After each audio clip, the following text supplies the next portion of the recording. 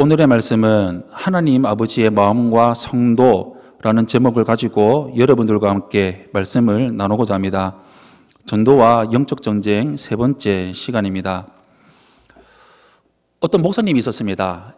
어떤 목사님이 설교를 준비를 하고 있었는데, 서재에 들어가서 설교를 준비를 하고 있었는데, 그 목사님의 딸이 갑자기 방 안에 들어와서 이리저리 왔다 갔다 하면서 설교를 준비하고 있는 이 아버지 목사님의 심기를 조금씩 건드리기 시작했습니다. 시간이 지나도 계속 대답은 하지 않고 왔다 갔다 거리고 있었습니다. 급기야 이 아버지가 이 딸에게 조금은 불편한 표정으로 왜 여기 들어왔니? 라고 물어봤습니다. 그럴 때 그 딸은 아버지에게 뭐라 이야기했냐면, 볼 일이 있어서 들어온 게 아니에요. 그냥 아버지와 함께 있고 싶어서, 그냥 아빠가 보고 싶어서 들어왔어요. 라고 대답을 했습니다. 이처럼, 이 딸처럼 우리가 하나님 아버지와 함께 있고 싶어 하는지, 그 하나님과 가까이 하고 싶은 마음을 가지고 살아가고 있는지 우리의 마음을 한번 점검해 봤으면 좋겠습니다. 예수님을 믿는 순간 우리는 하나님의 자녀가 되었습니다. 요한복음 1장 12절 말씀에 영접하는 자, 곧 그의 이름을 믿는 자들에게는 하나님의 자녀가 되는 권세를 주셨으니 라고 성경에 기록되어 있습니다. 이처럼 믿으면, 하나님의 자녀가 되면 하나님은 우리의 아버지가 되십니다. 우리는 이번 주 주일 말씀에 예수님의 말씀을 통해서 하나님이 우리의 아버지가 되셔서 우리를 포기하지 않으시고 우리의 손을 잡아 끝까지 일으키시는, 내 손을 잡아 일으키시는 그 아버지가 되어주신다고 우리는 말씀을 들었습니다. 그 아버지를 알기 위해서는 그 아버지가 어떤 분이신지, 그 아버지의 마음이 무엇인지, 그 아버지가 원하시는 것이 무엇인지, 바라시는 것이 무엇인지를 우리는 알아야 됩니다. 하나님이 원하시는 것이 있습니다. 그것은 바로 모든 사람들이 죄에서 건진받아 구원받는 것입니다. 구원받는 삶을 살도록 하기 위해서 우리는 나가서 복음을 전해야 됩니다. 우리의 삶이 복음을 전하기 위한 전도자의 삶으로 우리는 살아가야 되는 것입니다. 우리의 가치관과 세상의 가치관은 전혀 다릅니다. 예수님을 믿기 전에 우리의 삶과 세상들의 사람들은 높은 자리에 올라가고 성공하고 잘 먹고 잘 살고 많이 갖는 것이 성공이고 성취라고 말을 하고 있습니다. 그런데 그것은 성공과 성취가 아닙니다. 성공과 성취는 바른 사명을 온전히 감당할 때 주어지는 것입니다. 모든 사람들은 사명으로 인생을 살아갑니다. 사명이라는 단어가 불일사자의 목숨 명자입니다. 내 목숨을 지불하고 무엇을 얻는 것입니다. 내 목숨값을 지불을 했다면 누군가의 생명을 얻어야 된다는 것입니다. 무엇을 얻었는데 그것을 통해서 영혼구원과 양육이 없다면 가치가 없는 것입니다. 그래서 기독교가, 그 기독교의 사명이 전도이고 양육이라고 말을 하는 것입니다. 어떤 자리에 있든지, 어떤 위치에 있든지, 무엇을 가지고 있는 것에 그것으로 멈춰서서 나는 이 정도면 됐어, 만족하며 멈추는 것이 아니라 그것을 통해서 누군가의 생명을 건져내는 것, 누군가의 생명을 얻는 일에 집중하면서 하나님의 마음이 무엇인지를 알기 위해서 우리는 그 마음을 헤아리며 살아가야 됩니다. 오늘 본문에 나오고 있는 탕자의 아버지를 통해서 우리는 하나님의 마음을 알 수가 있습니다. 그것을 통해서 평생 하나님의 자녀로서 살아가며 하나님의 사랑을 전하며 살아가는 전도자의 삶을 살아가는 우리 성도님들이 되시기를 원합니다. 그러기에 먼저 우리는 하나님 아버지의 마음이 무엇인지를 우리는 알며 살아가야 됩니다. 오늘 본문 15장 20절 말씀을 우리 한 목소리로 함께 합독했으면 좋겠습니다. 오늘 본문 20절 말씀 우리 한 목소리로 함께 합독하겠습니다. 시작. 이에 일어나서 아버지께로 돌아가니라. 아직도 거리가 먼데 아버지가 그를 보고 측은히 여겨 달려가 목을 안고 입을 맞추니. 아멘. 방금 읽었던 말씀에 아버지가 그를 먼저 봤다고 말을 하고 있습니다. 우리가 하나님께 2.5cm를 다가가면 하나님은 우리에게 112.5cm로 다가오신다고 말을 합니다. 이것은 미터로 환산을 한다면 1m를 다가가면 하나님께서 45m로 우리에게 다가오신다는 말인데 실제로 그것보다 훨씬 더 가까이 하나님 우리에게 다가오신다는 것입니다. 이것은 자녀가 아버지를 생각할 때 전혀 상상할 수 없는 것과도 비교할 수 없는 그 사랑을 보여주고 있는 것입니다. 유대인들의 관점으로 이 둘째 아들을 봤다면 너무나도 보기 싫은 모습이었습니다. 왜냐하면 유산을 미리 달라고 했습니다. 이 유산을 미리 달라고 한 것은 우리 아버지가 빨리 죽었으면 좋겠다. 빨리 죽어야 내가 이 유산을 내가 받을 수 있으니까 아버지를 빨리 죽었으면 하는 이런 불효자의 마음을 가졌고, 그리고 율법에서 벗어나서 하나님이 살아라고 하는 동네, 하나님 품 안에서 하나님의 말씀 안에서 거해야 살아가야 되는 그 동네에서 벗어나 버려서 내가 하고 싶은 대로, 내가 원하는 대로 먼 나라에 가서 이방인들이 살고 있는 그 땅으로 가버렸고, 거기에서 끝나는 것이 아니라 율법에서 벗어버려 난 돼지를 치며 살아가는 일을 했고, 그것으로 끝나는 것이 아니라 돼지가 먹는 사료까지 먹으려고 했다는 것을 유대인들이 봤다면 정말로 놀랍고 너무나도 함께 할 수 없다, 이 사람과 함께 할 수 없다까지 생각했, 이런 삶을 살아갔다는 것이었습니다. 오랜 시간 동안 방탕한 생활로 인해서 아들의 모습은 정말로 알아볼 수 없을 만큼 추한 모습으로 변해져 버렸습니다. 그럼에도 불구하고 아버지는 그 아들을 알아봤습니다. 그리고 아들을 아들로 인정했습니다. 이것은 아버지의 마음이 온통 집을 나갔던 그 둘째 아들, 그 탕자에게 집중하며 살고 있었다는 것이었습니다. 매일매일 하루하루를 지내면서 이 아들이 돌아와야 할 텐데, 이 아들이 집으로 와야 할 텐데, 이 아들이 언제 오나 하면서 오매불만 기다리면서 살았다는 그 아버지의 마음을 보여주고 있는 것입니다. 비록 모습이 변하고 알아볼 수 없었지만, 거리가 너무나 멀리 있었지만 단번에 알아보는 이 아버지의 모습은 사랑의 끝판왕을 보여주고 있는 것입니다. 이렇듯 하나님은 언제나 사랑의 모습으로 우리를 바라보고 계십니다. 우리가 죄를 지어서 우리가 스스로 하나님을 멀리 떠나버린다고 해도 변하지 않는 그 하나님의 마음, 돌아오기만을 바라고 있는 그 하나님의 마음을 보여주고 있는 것입니다. 하나님은 끝까지 기다리고 계십니다. 우리 품으로, 하나님 품으로 돌아올 때까지 기다리십니다. 세상 사람들은 기다리다가 안 되겠네, 나 포기해버려야지 라고 포기해버리지만 우리 하나님 아버지는 언제라도 끝까지 기다리고 계십니다. 이 하나님의 마음을 우리가 품는 것으로 끝나는 것이 아니라 우리 주위의 사람들에게 예수님을 전하며 살아가는 삶을 살아가야 하는 것입니다. 우리가 전도를 하다 보면 다양한 일들을 겪을 때가 있습니다.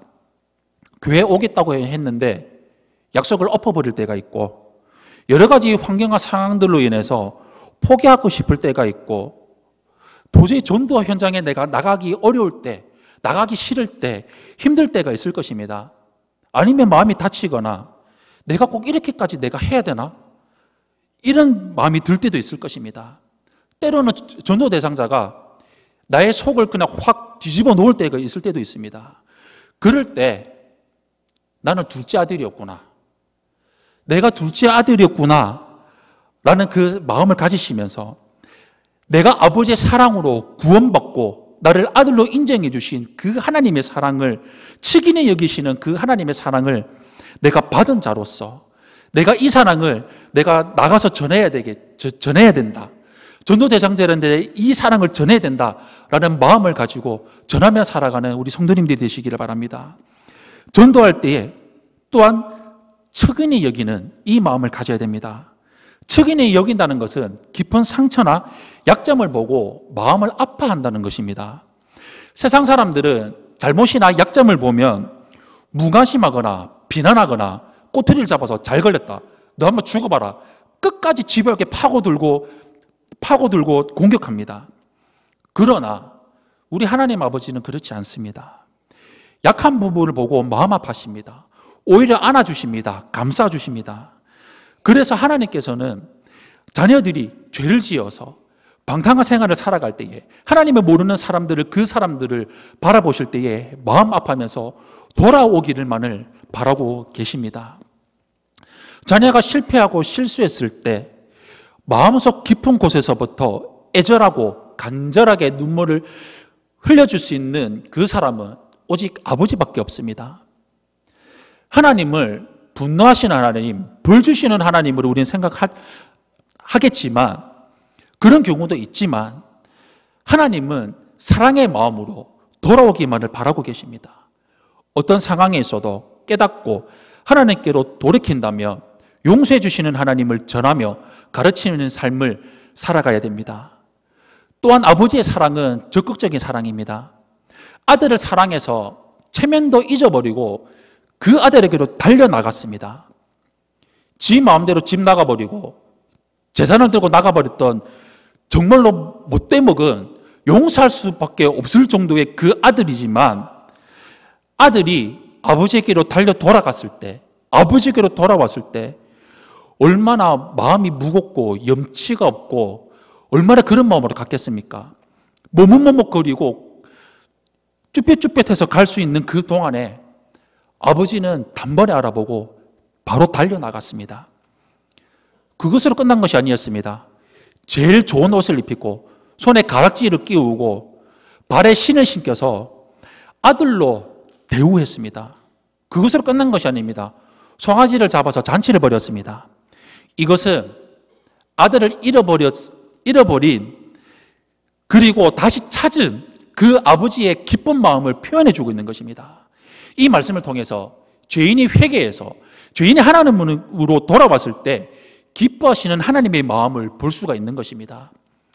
사도 베드로는 베드로후서 3장 9절의 말씀에서 주께서는 너희를 대하여 오래 참으사 아무도 멸망하지 아니하고 다 회개하게 이르기를 원하느니라 라고 말씀을 하고 있습니다. 죄인의 회개와 구원을 기뻐하시는 하나님의 마음은 예수님을 이 땅에 보내셔서 십자가를 지게 하신 그 구원의 역사를 통해서 우리는 너무나도 잘 볼 수가 있습니다.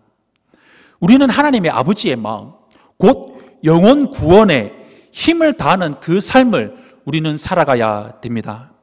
이런 삶을 살아가는 우리 성도님들이 되시기를 축원합니다. 또한 아버지가 돌아온 둘째 아들을 기쁨으로 맞이하고 잔치를 벌였다고 방금 말씀을 드렸습니다. 그런데 이 아버지의 첫째 아들이 기뻐하는 것이 아니었습니다. 불만을 가졌습니다.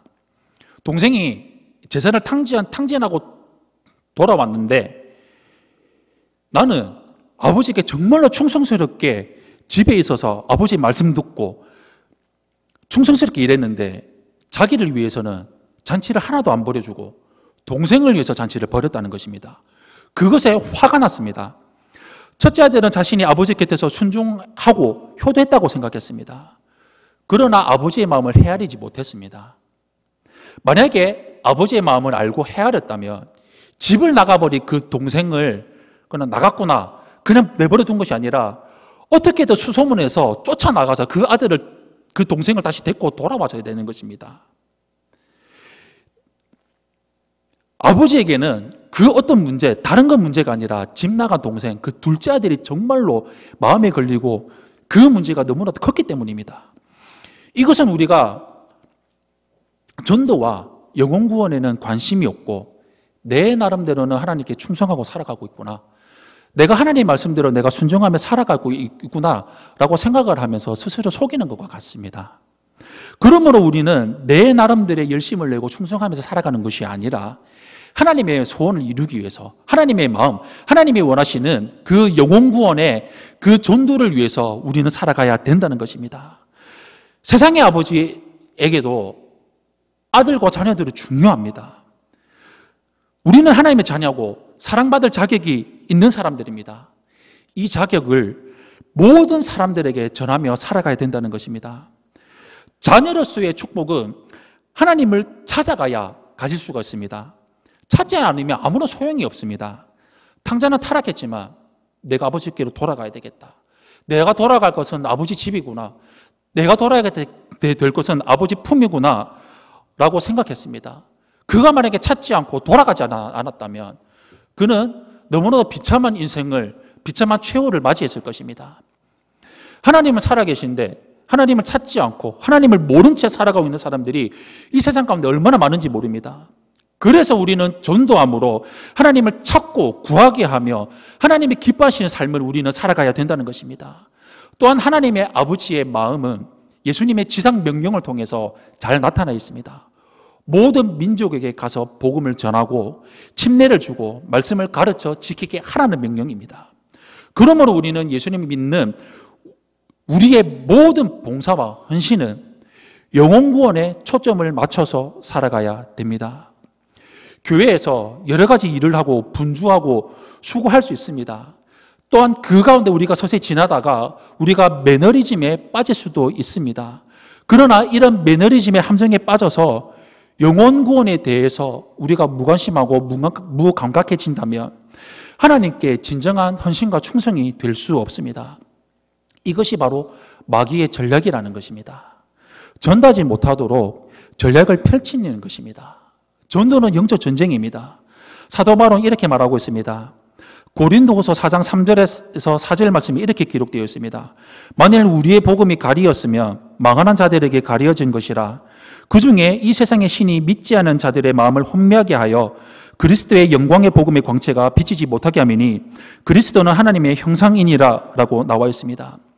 그래서 구원의 길에는 영적 전쟁이 계속 지속되어 이어지고 있습니다. 우리는 출애굽기의 말씀을 통해서 출애굽의 여정을 볼 수가 있습니다. 이 출애굽의 여정은 성도들이 천국에 가는 신앙생활과 똑같습니다. 출애굽기 17장 말씀에 이스라엘과 아말렉의 전쟁이 나와 있습니다. 이 전쟁에서 이스라엘은 싸울 준비도 무기도 하나도 준비되어 있지 않았습니다. 이스라엘과 싸웠던 아말렉이 누구입니까? 에서의 후손이고 후에는 아랍의 조상이 됩니다. 근데 이 아말렉은 너무나도 비겁한 방법을 썼습니다. 정면으로 맞서서 싸웠던 것이 아니라 뒤에서 후미에서 뒤쳐져 있는 사람들을 쳐서 죽이고 노략질을 했습니다. 이 아말렉이 이스라엘에게 걸었던 싸움은 이스라엘을 향한 것이 아니라 하나님을 향해서 걸었던 싸움입니다. 그러므로 이스라엘에게 하나님이 준비해서 싸울 수 있도록 방법을 마련해 주셨는데 그것이 바로 여호수아 장군을 불러서 싸우게 만들었습니다. 거기서 끝난 것이 아닙니다. 모세는 기도했습니다. 영적 전쟁은 기도할 때 승리합니다. 모세가 손을 들고 기도했습니다. 승리했습니다. 피곤해서 손이 내려오니까 이스라엘이 졌습니다. 그런데 모세 혼자 했던 것이 아닙니다. 옆에 아론과 훌이라는 든든한 동역자를 세워주셔서 둘이 손을 잡고 손을 들고 기도했을 때 이스라엘이 승리했습니다. 결국에 이겼습니다. 믿음의 삼겹줄은 쉽게 끊어지지 않습니다. 그래서 신앙생활 절대 혼자서 할 수 없습니다. 영적 전쟁, 전도는 혼자 할 수가 없다는 것입니다. 물론 할 수 있지만 끝내 지치고 쓰러지고 넘어지게 된다는 것입니다. 그래서 셀로 모여야 됩니다. 교회로 나와야 됩니다. 셀로 모여서 합심 기도하고 셀로 모여서 합심 전도를 하면서 연합 전도를 하면서 승리하는 삶, 전도의 삶을 우리가 살아갈 수 있게 된다는 것입니다. 혼자지 않고 셀로 모여 함께해서 이 영적 전쟁에 하나님의 나라를 확장시키며 나가는 우리 세종함께 성도님들이 되시기를 축원합니다. 사랑하는 성도 여러분, 우리가 전도의 목적은 내가 전도인이 되고 수고하고 말한 사람들을 양육시키는 것도 중요합니다. 그러나 더 중요한 것은 하나님의 아버지의 마음이 무엇인지, 하나님의 아버지의 마음이 영혼 구원하는 것이구나, 내가 나가서 복음 전도하는 삶을 내가 살아가야 되는 것이구나 라는 것을 생각하고 한 명이라도 더 나가서 구원시키는 그 삶을 살아가는 것입니다. 하나님은 오늘도 모든 사람이 구원받기를 원하십니다. 하나님께로 돌아오기를 바라고 원하십니다.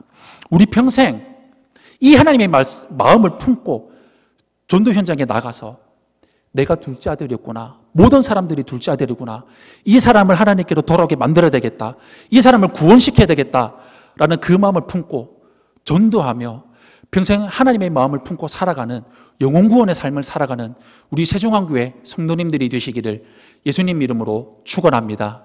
아멘.